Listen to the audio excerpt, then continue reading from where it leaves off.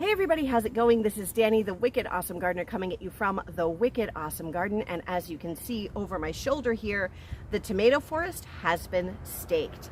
We got a little delayed by days and days of rainy weather, but even though it's a bit overcast today, it's nice and warm. The sun is burning off the haze, and I think we're about to have a few days at least where we're gonna get plenty of sun. So with all the water they've gotten, we're gonna see some explosive growth out of these tomatoes.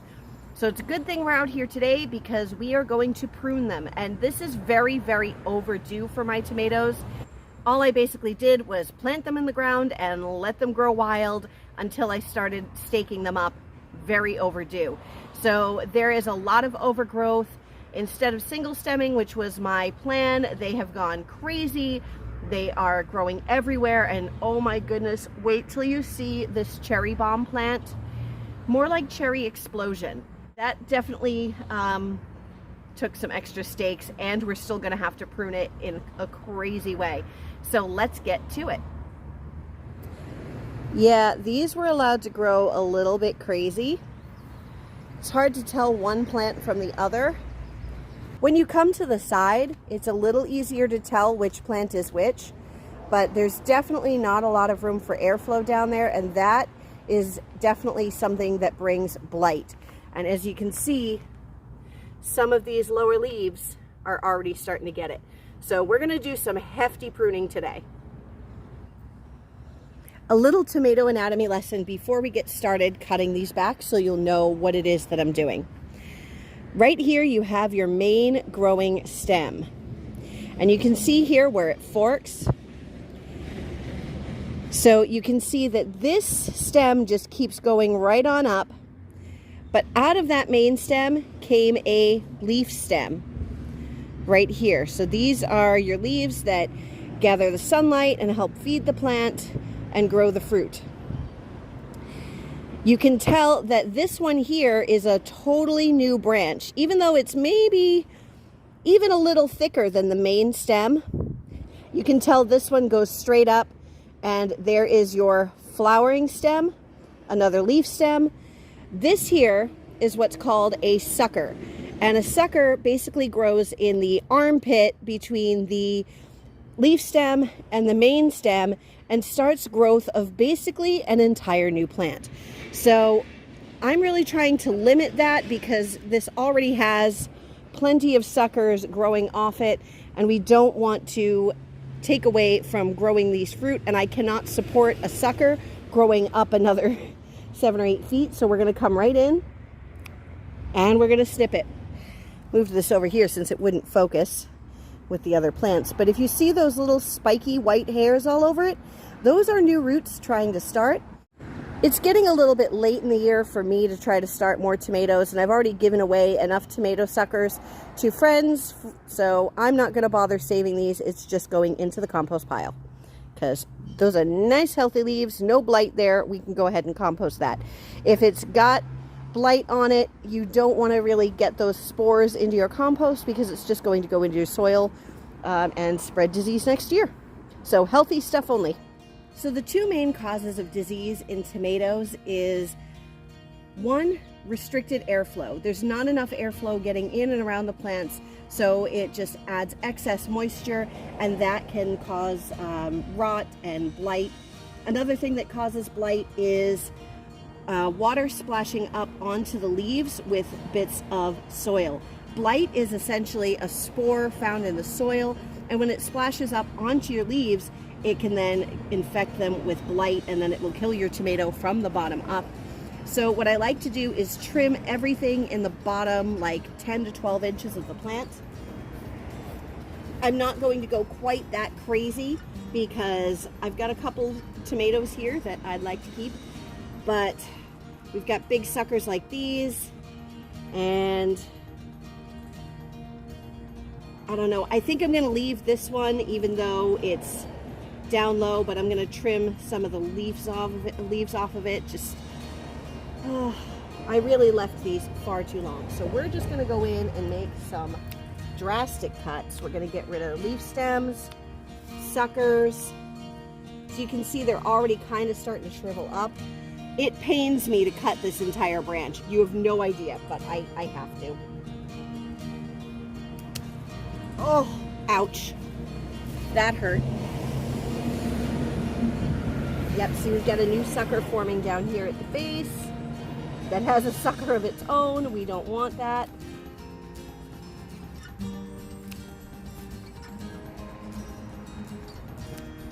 That, I've already pulled the sucker out of there. Here's another big sucker. You know what? I'm gonna take that too. Yep. Leaving these too long, it hurts you when you finally do have to cut them. These little suckers, I'm just gonna pick those out. I'm gonna take the suckers off of this stem because I don't want that branching off. Nope, no suckers for you, buddy. That's a sucker too. I'm probably going to have to add another stake for this later on because it's getting some fruit up at the top.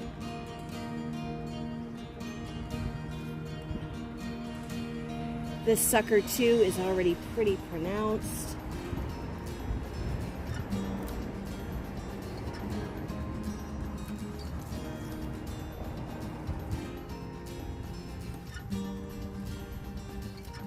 Another good thing about getting rid of the leaves around here is it's going to allow these tomatoes to ripen up because they need to see the sunlight to get nice and ripe.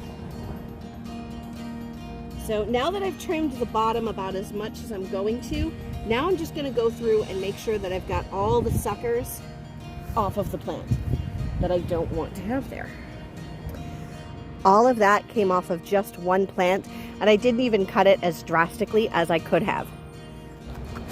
Quickly before that trash truck comes, you can see how much more room there is and airflow there, and that's just going to be a much healthier plant, even though it hurt me to cut off a couple of those suckers. And even then, I still left a couple, and I probably should have taken at least one of them, but oh well, we're going to go with it.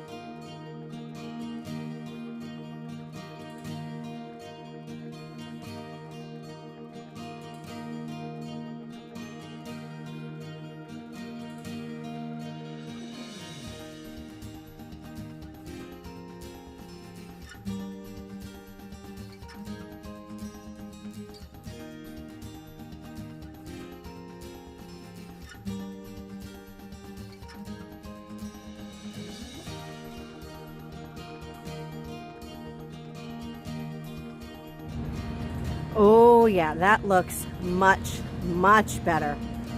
Look at how much space is in between each plant, how much room there is for airflow. I did leave a couple of suckers on each plant just because I couldn't bear to really trim them back that much. It's just so overdue. And I really also need to get these flowers planted in around the plants.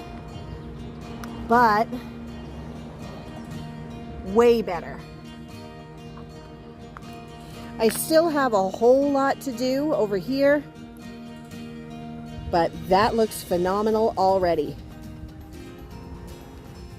The one tomato plant that's going to be really tricky is this wild and crazy overgrown Juliet tomato. Well, also the cherry bomb, but that's another problem. This Juliet tomato is taking up not one, not two, but 3 tomato stakes all by itself. And the difference is that this is a determinate tomato. Come hang out with me and my friend Juliet for a minute.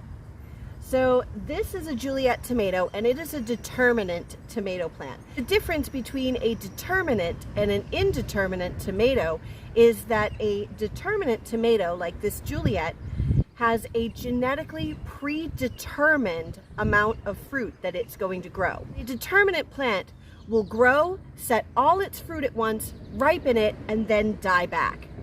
Whereas an indeterminate plant will grow and it will keep vining and growing and setting fruit all the way until a frost comes and kills it. In some areas of the country, you can almost grow a tomato year-round, but eventually the plant does get tired and just really stops growing and kind of reaches the end of its own natural life. But in most areas of the country, they're going to get killed off by frost.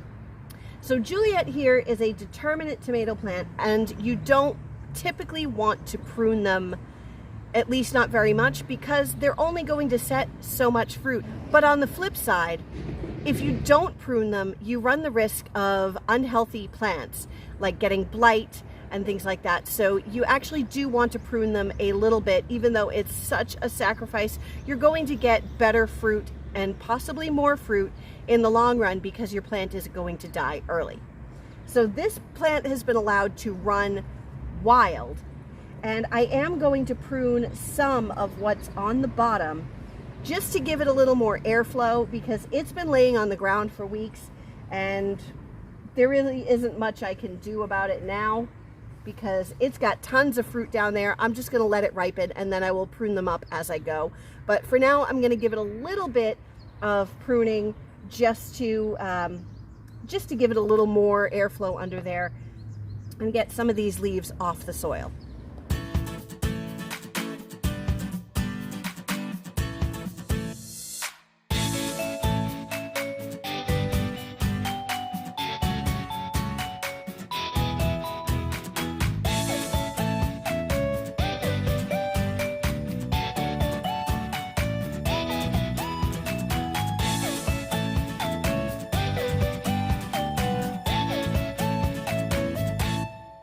And I think that'll do it, at least for the moment. You can see that what I've done here is I haven't even cut any of the suckers or fruiting branches, but I gave a lot more airflow to the interior of this plant. There are still plenty of leaves to feed the plant itself and help it grow. But you can see that cutting the leaves has really opened the plant up, given these tomatoes more exposure to sunlight, which will help them to ripen faster. And guys, hurry up. I'm hungry. I want my tomatoes. But all in all, not so bad. I still have a lot of plants to get to. That cherry bomb is going to take like an afternoon, I swear, because most of what you're seeing there is the cherry bomb. It's going everywhere. It's on 2 stakes and probably could use 7. But what we have is what we have. Lots more pruning still to do in my little tomato forest here, not to mention the other bed, which thankfully doesn't need nearly as much savagery as this one required. That'll be fairly straightforward and easy because a lot of those haven't really grown up very much yet. I won't have to pull off massive suckers from those plants. Maybe from one, maybe from the tomato that shall not be named. I have to head to work, so I'm going to take care of the rest of this tomorrow morning off camera. If you enjoyed this video, go ahead and hit that subscribe button if you aren't already, and hit the bell icon so that you get notified whenever we upload a new video. Don't forget to give us a big thumbs up, and I will see you in our next video while we grow more wicked awesome food from yard to table. Bye-bye.